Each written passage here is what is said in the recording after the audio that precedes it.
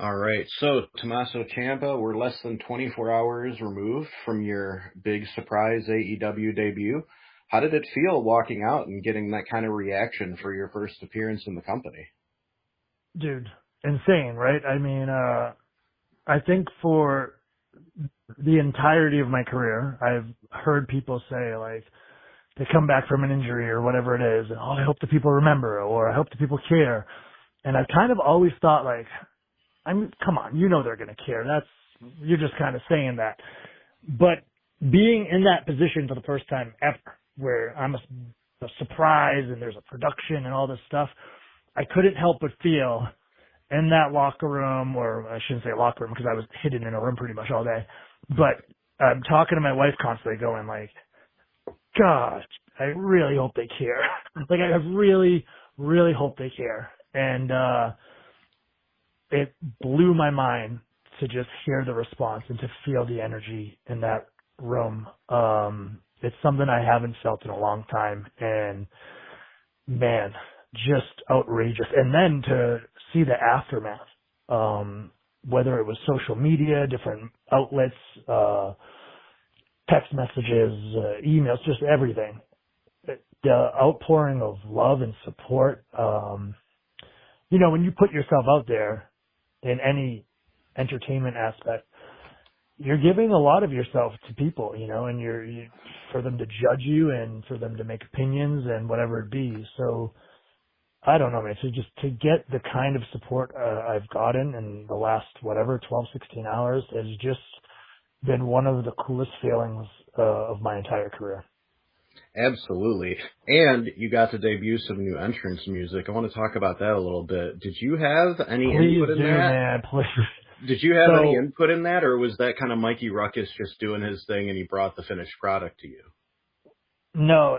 So Mikey Ruckus is a collaborative genius. And, and I don't think, not that I don't think, I know I've never had an experience working with a music artist like the one that me and Mikey had. From the second we got on the phone, because naturally, I mean, this all came together in less than 48 hours. My contract expired midnight the 26th. Me and Mikey are on the phone Tuesday. And luckily, I've had some time, quite a bit of time, 6 to 8 weeks at home to really deep dive and dig and prepare. And I had 4 songs ready, and this is what I like about each of these songs. This is what, strikes me. This is what I'm hoping for. This is what the energy I want. We had a 20-minute conversation, and I was like, I got off the phone. I'm like, man, we're clicking. Like, this dude gets it. He's hearing me. He's listening. He's receiving. It's a back and forth. He's got input. And he got that rough draft to me so fast. And then it was just, we only got, I want to say that final take was take 7, which is, for anyone who's never gone through the process, that's insanely fast. That's crazy. You don't get to that kind of quality finished product in 7 takes. It's just insane. But I do credit some of it to being able to prepare and have the time to go, okay, well, what do I really want? What do I want? Like, what do I want this to feel like? So when we finally got to it, man, I'm listening to that in my car, and I'm kind of blaring it, and my 7-year-old daughter continues to ask, can you play it again? And she's humming to it. And I was like, that's amazing. I'm like, we're on to something. Like, that's when it's like this is, I think, a fair enough comparison, but K-pop Demon Hunters just took over the world, and it got kids. It got kids to go, I'm digging this. I'm going to sing with it. I'm going to jive to it. I'm going to dance to it. I'm going to hum with it. So when I started hearing her doing that and she just kept asking for it, I was like, okay, this is special. And kudos to Mikey, man. He just crushed it on all elements. Yeah, I mean, that's crazy that it came together that quick. Like, I know he's a fast producer and can make stuff that good that quick, but to hear that it was only a 48-hour turnaround is nuts. Not even, man. Not even. Like, legitimately 36 tops. And that's also including I finished talking to Mikey, and I get on the phone with Mike Mansouri, and who I had a history with. We worked in NXT together, and I'm like, hey, this is what I'm envisioning. What do you think? Here's the gear I've already had made. Here's the logo. Here's this. And me and Mike, we've always hit it off. So it's just like, oh, this guy is on my team. This guy's in my corner. This guy wants to make me and present me like a star. And then now we've riffed some ideas, and then he now has to wait for Mikey Ruckus to get the music ready so he can start to go, okay, now what's that sound like, and what how do we do the lights with that? And so it's, for both of them to collaborate the way they did with me, it just, I mean, it shouldn't have happened. It shouldn't have come off that well. You know what I mean? It just it blows my mind. Hey, sometimes stuff just falls together in the right way. Absolutely, yeah. Now, like you had said, your deal came together pretty quick. Was there any part of you that was thinking about searching out other opportunities, like New Japan or something, Mexico maybe, or was AEW kind of like where you were dead set on ending up? AEW was head and shoulders where I wanted to be. I just, wasn't sure. I take everything pretty serious when it comes to just, doing it by the book. And with my contract coming up the way it was, I was like, well, I can't really have a conversation, right? So let me just wait this out. I did put the statement out on purpose a week early because I wanted to, one, see what the response was, just fan base online and in the industry. And two, I just wanted people to start to go, so that weird report that came out a month ago, there's some truth to it. So that was definitely on purpose. And when we being my wife and I and stuff, had the conversations about what's next, and we're done here with WB, and we're going to move on and bet on ourselves and figure out this next chapter. A big conversation obviously was AEW. How do I get there? And then we started to look, well, where are they after my contract's up? And we saw Texas. And long story short, my wife for 5 years now has been eyeing up Blue Hill Ranch in Texas. It's this like giraffe safari where you get to have all these awesome animal experiences. And we just never had the time to come out here. So once we looked and said, whoa, look at this, Dynamite to Collision, Blue Hill Ranch is right in the middle. I was like, why don't we just book a family vacation? And if things happen to work out and we can shock the world and show up 2 days later, we're a 2-hour drive away. And if it doesn't work out, it doesn't work out. We still have this awesome family vacation.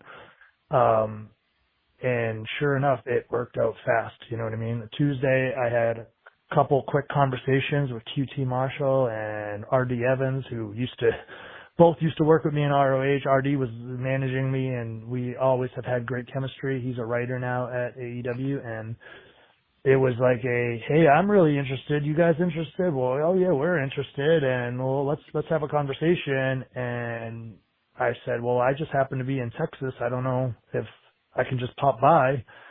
So next thing I know, I'm talking to Mike Ruckus. I'm talking to Mike Mansouri. This thing got worked out extremely fast, faster than I would have ever guessed. And I met Tony for the first time Wednesday.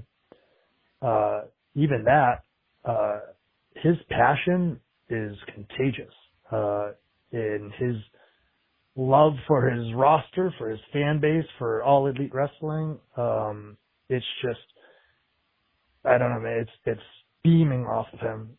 So we had a very quick conversation, quick meeting, and it just felt really right. My wife and daughter were with me because obviously we're out here on vacation, and I was like, man, this is kind of too good to be true. Like, all of this stuff is just lining up. Like, this is where I've wanted to be for quite some time, and it just came together so well. And it's just, I couldn't be happier than the final product that you guys saw on Wednesday Night Dynamite.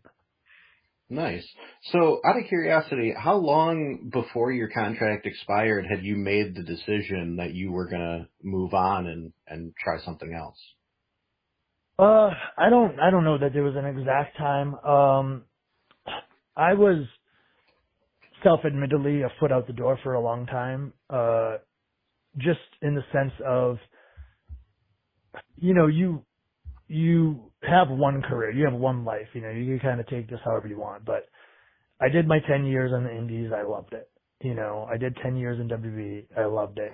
And then I started to just go, well, I got 10 years left in me, and how do I want this to play out? And when I started to just kind of take a second and really think and really have the discussion with my wife, it was like, man, if I wrestled in the 90s, I would have wanted to be part of ECW.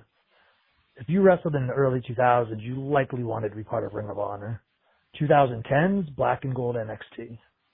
2020s, AEW. Like, I have this weird connection with underground, passionate fan bases and rosters who want to prove something to the world, and like, it's just something I'm very drawn to.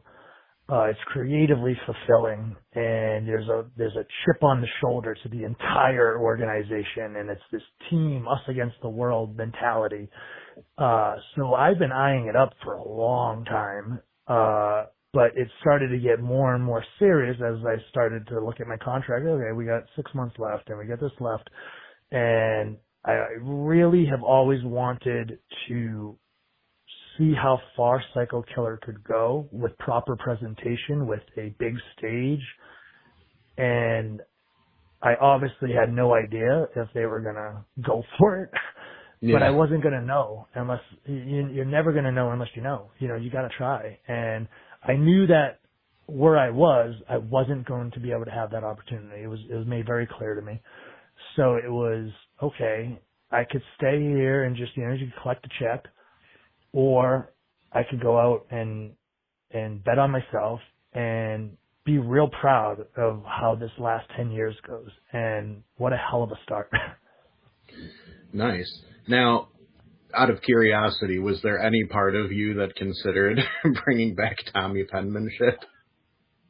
Oh gosh, that never crossed my mind ever. No, not in any sense or capacity. Not for a signing. Hey, I loved that guy.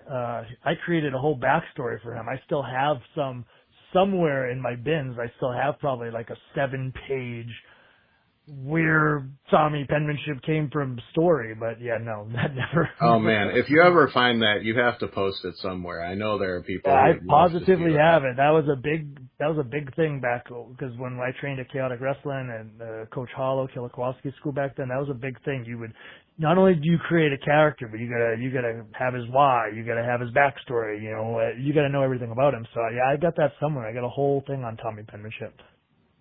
Nice. Now, you've immediately stepped into a storyline here with Mark Briscoe, who it's been over 12 years since the two of you shared a ring.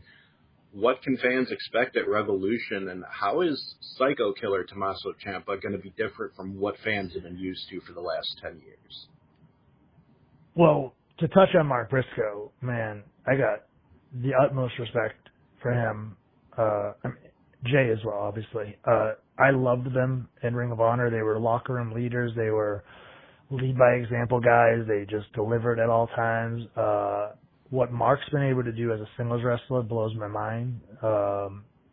He's arguably the most likable babyface in professional wrestling. Like, it's hard. Genuinely, you watch him. Like, I had a couple family members there Wednesday who saw Mark Briscoe for the first time, and that's all they could talk about is, that guy is awesome. He's so funny. He's this, he's that. His charisma is off the charts. So the idea that that's the first opponent, I don't think I could have ever personally picked one better. Like, I can't wait. I'm so excited.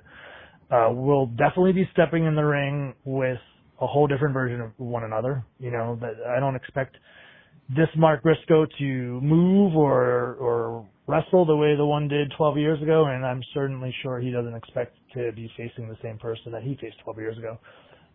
As far as the Psycho Killer thing, man, it's crazy what happens to an artist when they have time and a chip on their shoulder because, you know, in 2017 I tore my ACL and I had 9 months to develop the Blackheart, and I knew how that guy walked, how he thought, how he dressed, everything. I knew everything about that person. And Psycho Killer has been something that's been brewing for, I don't know, 11 years because I was doing it on the independents and it was really taking off. And then I just cut it off and I just went, you know, I signed with WWE.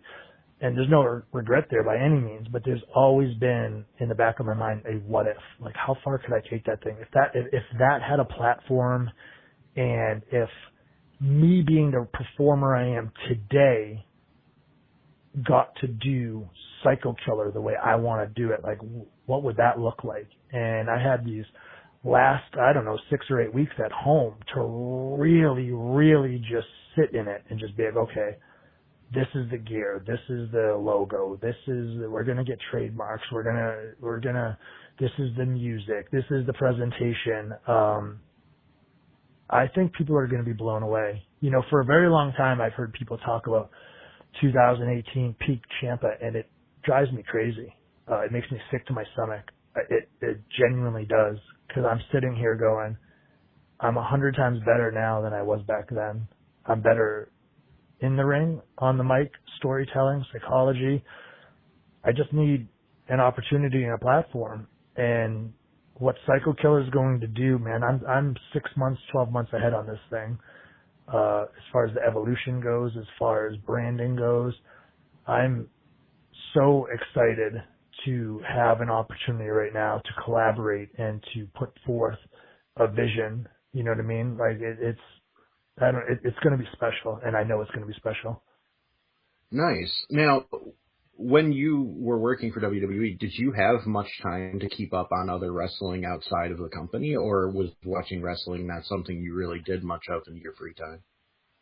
Up until like, have you been up to date on AEW? So up until 7 years ago, wrestling was my identity and it consumed me. And then I had Willow, and absolutely no is the answer to that question. But that's universally speaking. And not only universally speaking, if I was on Raw, I had no idea what was going on SmackDown. And if I was on SmackDown, I had no idea what was going on Raw. I lived in my bubble, man. I do the very best that I can with what's put in front of me. But when I go home, you know, I'm dad. I'm a husband and a father far before I'm a professional wrestler. But with that said, you know, when we started to go, all right, we're not staying here. We're clearly out. I started to consume everything AEW because I knew that's where I wanted to be. So, you know, all right, we're going to DVR this thing. Every time I do cardio, this is what I'm watching. I'm going to make sure I see every product, every pay-per-view, et cetera. And, you know, to that effect, funny enough, and I actually got to say this to Kyle Fletcher last night, first time I met him. When I watched Cesaro and Sami Zayn at the first ever takeover, I remember having this feeling of like, man, I don't know how, but I gotta be there. And when I watched Jon Moxley and Kyle Fletcher, I had that exact same feeling, man. I'm on the bike in my home gym, and I'm just like, I can't explain it. I can't give you a specific why. I just was like, okay, I gotta be there.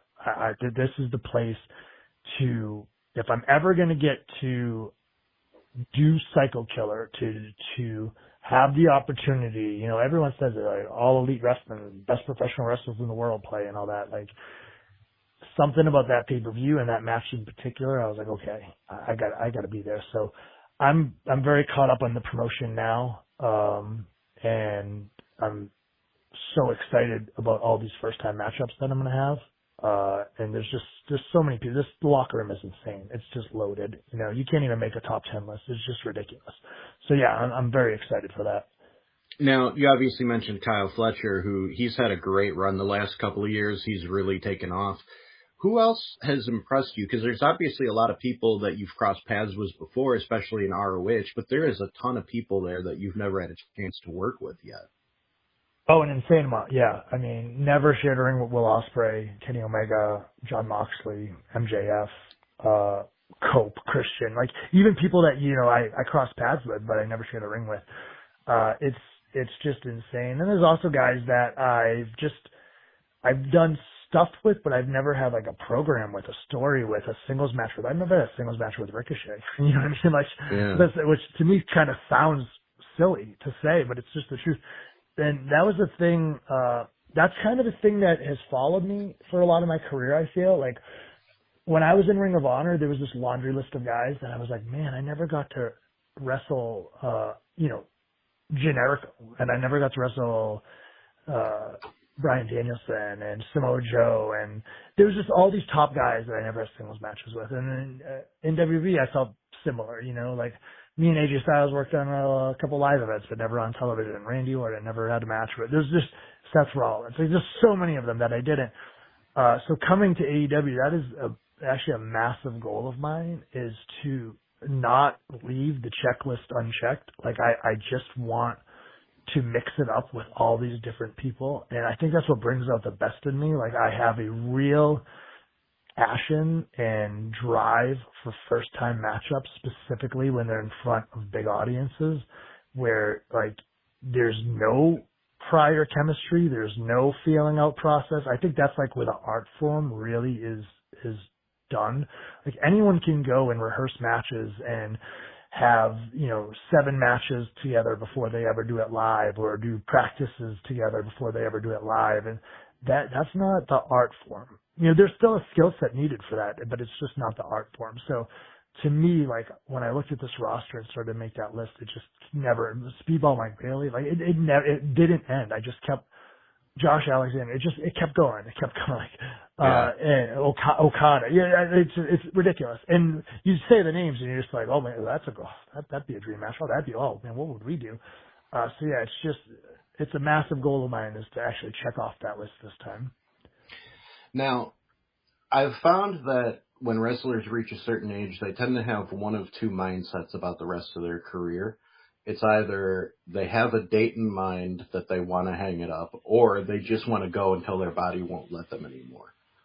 Where do you fall in that? Like, do you have a set, like, year where you're like, you know what, I want to wrestle till I'm this age and then call it a career? Or are you just going to see where your body takes you and let it decide at that point? Ideally, I would like to go completely full-time, full throttle until Willow gets to high school, which gives me 7 more years of that. Not to say that's the end, because I keep in my mind it's always kind of been 10 years and age 50. But by the time she's in high school, I would love it if I could earn myself the position to say, okay, we're going to limit the dates now. We're going to reduce the schedule now, because I want to be able to coach her teams, and I don't want to miss anything. I want to be part of it all. And I get to be part of it all right now, but I think anyone can attest that the older the child gets, specifically when they get into the high school years, like the after school demands become more. So I want really badly to push this thing as hard as I can, foot on the gas until high school starts, and then, back off just a little bit schedule wise, not so much intensity or effort wise, but just schedule wise. And that it's funny enough, I think if I got asked that question in 2019, my answer was completely different. I was dealing with insane, tingling, numbness, etc. Had neck surgery, had a lot of questions if I was even going to wrestle again. And then, I don't know, 6 months or so went by and I healed like Wolverine gave me his blood or something. It was ridiculous. Like it made no sense, but everything just calcified over and, they cleared me. I was good to go. And I'm extremely lucky because I'm one of the guys who had a neck surgery and can honestly say, sure, I don't take pile drivers and head drops. I never will. But I've also have not had to really modify or change my style. I haven't had to slow anything down. I haven't lost a step. And, it's not something I ever think about in my matches while I'm out there live. So I've been very lucky in that sense. Like Dr. Cordova in Birmingham crushed it. And I feel so good at age 40, and I'm physically likely in the best shape of my life right now. which I think says a lot for me because of how much time I've put into that over the last 10 years. That, yeah, I have no indication of slowing down anytime soon. Nice. Now, you'd mentioned your daughter Willow. Is she into pro wrestling, or is it to her just kind of that's the thing Daddy goes and does for work? No, man, her relationship with pro wrestling is hysterical. You know, for a long time, I didn't really let her watch it unless she came to work. And even when she came to work, it was more about her being backstage than watching it. Just for, you know, not understanding and not being able to comprehend the elements of the violence. Then, you know, she hit a little bit older and it was like, oh, Daddy dances with his buddies. That was what she would call it, Daddy dances. she'd always meet my opponent before I went out there, and is it Daddy's turn to win, or is such and such's turn to win? Because, you know, we take turns. That's what we do.